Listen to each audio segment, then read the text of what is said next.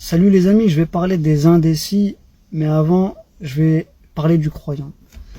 Le croyant, il part de terre, dénué de connaissances, et il vogue vers le ciel, spirituellement parlant, pour, si Dieu veut, s'installer dans cette orbite, pour être un guide, pour être quelqu'un qui va montrer une certaine direction, et de plus, avoir sa lumière, laquelle qu'il ne faut pas falsifier. Et les indécis, ils vont essayer de voguer de terre pour aller jusqu'au ciel, mais de par leur doute, leur hypocrisie, leur orgueil, ils vont se mettre dans une situation où ils vont devoir complaire au parti des croyants et au parti de ceux qui ne sont contre les croyants.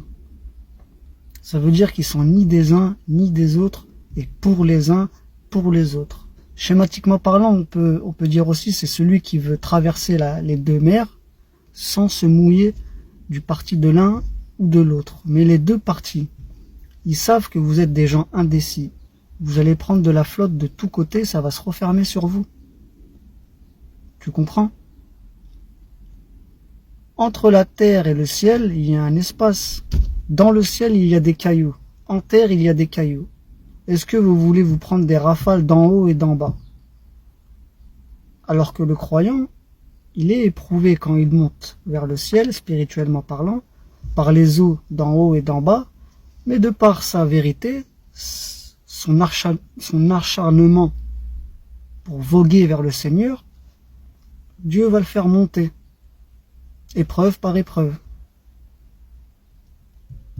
Donc ce que je pourrais dire aux croyants, c'est de faire très attention à ces gens-là qui divaguent dans chaque vallée, qui vont choisir des interprétations pour se disculper, tordre l'ordre que Dieu a choisi entre nous. Parce que jusqu'à preuve du contraire, je ne vois pas énormément qui prêchent la vérité véritable du Kitab, à part quelques-uns, et que Dieu vous bénisse.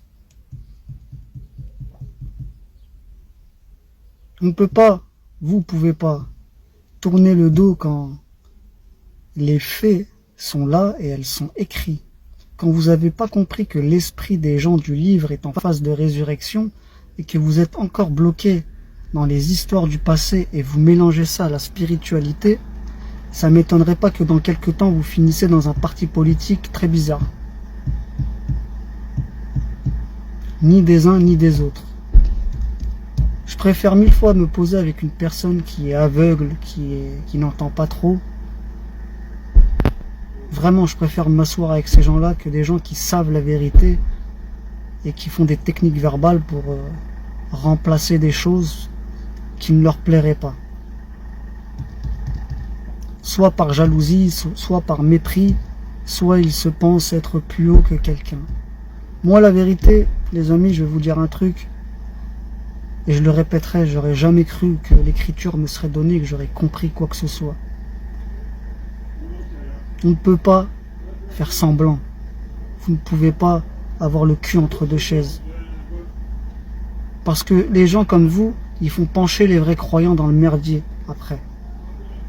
Et c'est pour cela que je vais vous dire quoi? Que Dieu vous chasse. Vraiment que Dieu vous chasse de la face des croyants. Ceux qui sont dans l'hypocrisie et l'indécision entre les deux. Et surtout ceux qui font des interprétations mal fondées sur l'écriture. C'est vous les véritables ennemis. Et c'est vous qui allez vous prendre les os dans la gueule. Parce que les gens qui ignorent, qui sont dans l'ignorance, quelque part, on ne peut pas les blâmer. C'est vous qui êtes le plus à blâmer. Et les gens qui vous ont rapporté la vérité, Dieu sait qu'ils ont vécu des grandes épreuves. De par leur envie de plaire à Dieu, et quelque part, c'est qu'ils vous apprécient. Moi, je pense quelque part, c'est qu'ils aiment leur peuple.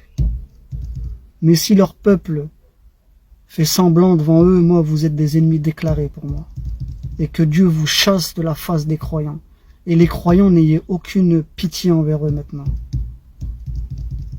Soit tu es dans l'orbite de vérité, soit tu dis dans ton mensonge et tu restes dans ton mensonge et t'assumes, et un minimum là, tu auras un minimum d'honneur.